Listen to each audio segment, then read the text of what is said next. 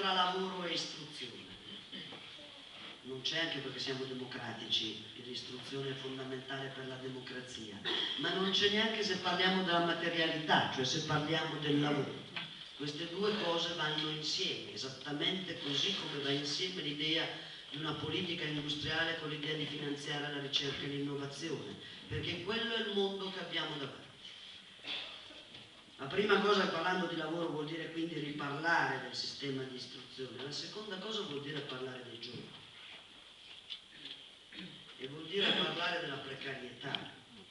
e anche dire con una qualche nettezza che chi ha scommesso, a partire dal nostro governo e da un po' di governi prima, che poi era sempre lo stesso, che ogni tanto andava a casa e poi tornava, chi ha scommesso sul fatto che rendendo precario il mercato del lavoro avremmo avuto chissà quali tassi di crescita e di sviluppo, ha perso ed ha fallito. Perché la crisi è lì a dirti che ciò non è vero. Allora non è solo un tema che ovviamente per noi è molto importante della precarietà sociale dei giovani, del fatto che tutto questo rimbalza dentro le famiglie che quindi si chiudono a difesa e anche loro vanno in difficoltà nel sostenere tutto questo. Non è solo che stiamo rubando a generazioni intere l'età adulta e il loro progetto, è tutto questo ovviamente sul piano sociale, ma è anche il fallimento di un modello economico.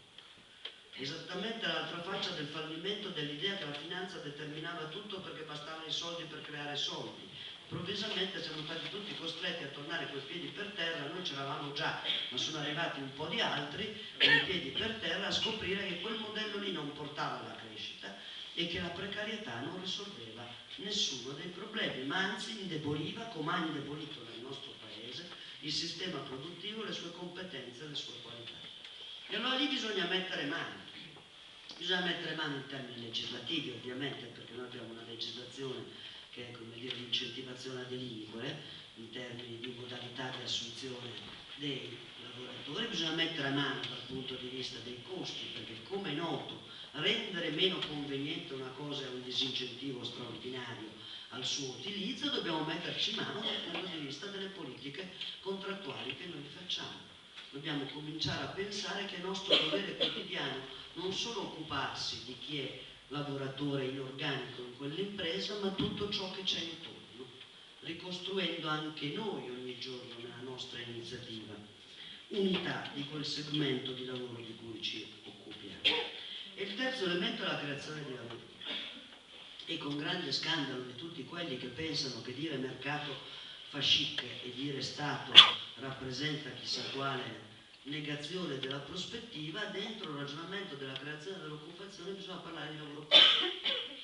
e bisogna parlare del fatto che il blocco del lavoro, delle assunzioni nel lavoro pubblico, il taglio dei precari, oltre al taglio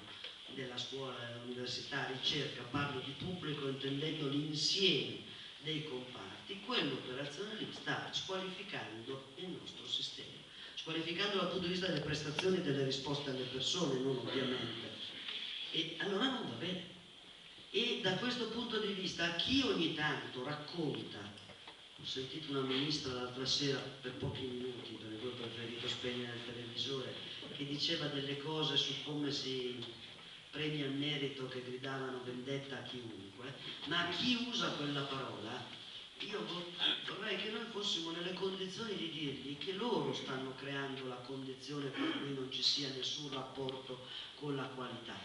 perché sono loro i primi che nella logica del blocco e dell'utilizzo strumentale delle forme di assunzione, come le assunzione è una parola grossa,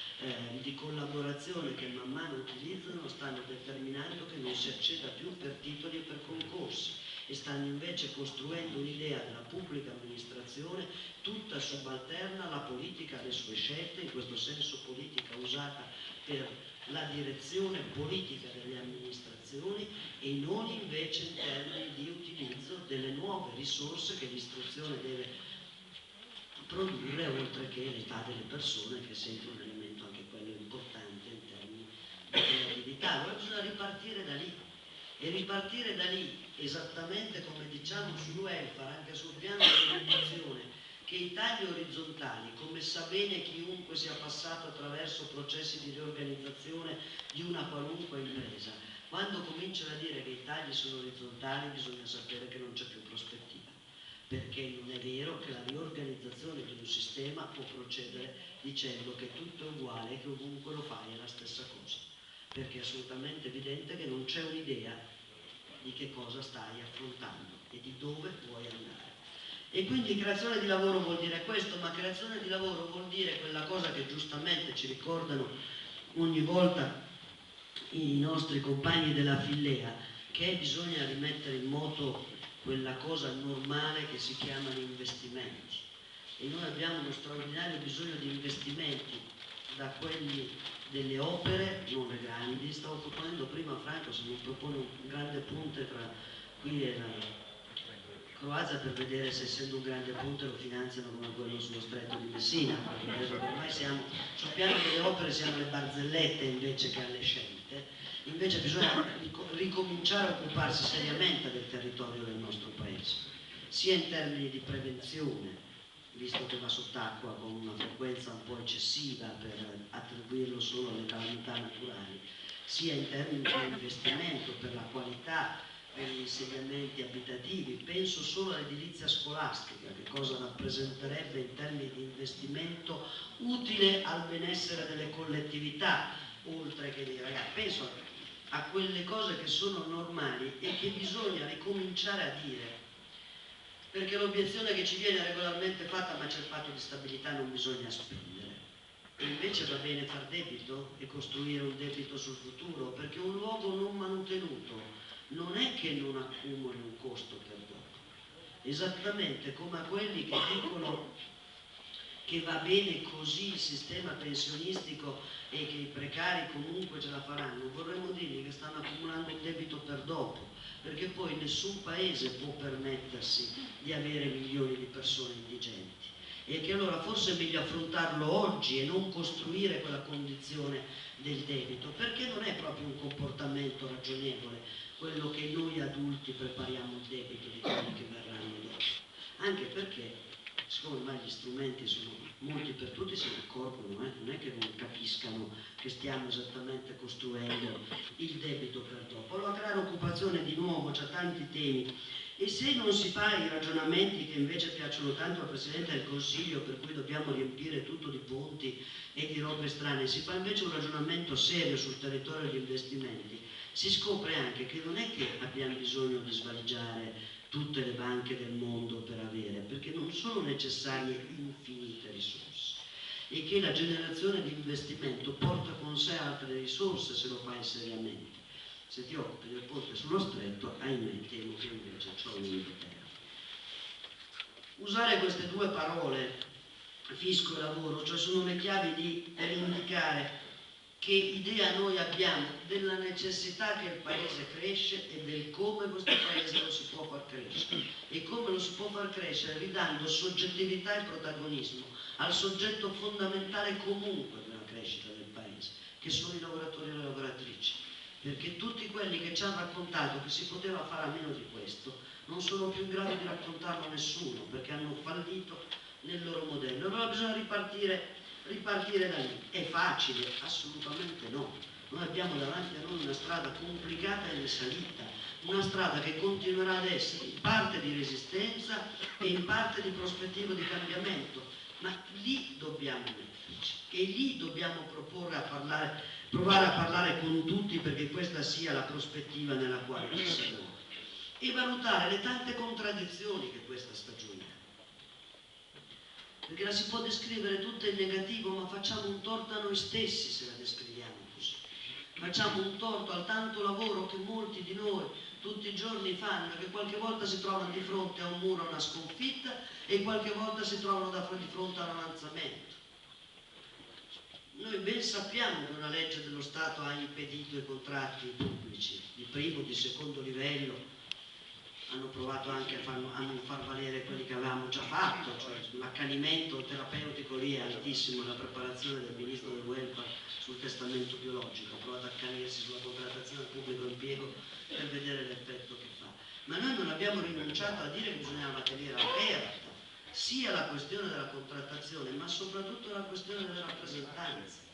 perché da lì dovevamo scardinare un sistema che invece era stato accettato da una parte e contraddetto da noi. E il fatto che si sia deciso di votare unitariamente il 5 di marzo, certo è un tempo davanti a noi non brevissimo. Se avessimo, come avevamo deciso, andare da soli, non è che saremmo andati tanto prima, peraltro, perché poi ci sono dei problemi di calendario scolastico e così. Ma il fatto che gli altri addiveniscano all'intesa unitaria, io lo considero un risultato dell'iniziativa della CGIL e soprattutto un risultato dell'iniziativa dell'FLC e dell'FP, che non hanno mai smesso di dire che lì stava il punto di svolta per la riconquista del loro sistema. E qui dove si è votato, a differenza che in altri luoghi dove non lo si è ancora fatto, si dimostra anche che c'è un riconoscimento e che dire che lì bisognava comunque votare nonostante il blocco della contrattazione, nonostante quella situazione, non era solo un'esigenza dei dirigenti sindacali, rispondeva anche a una disponibilità, un interesse, una richiesta dei lavoratori. E poi dobbiamo interrogarci sul perché le altre organizzazioni a un certo punto fanno questa scelta.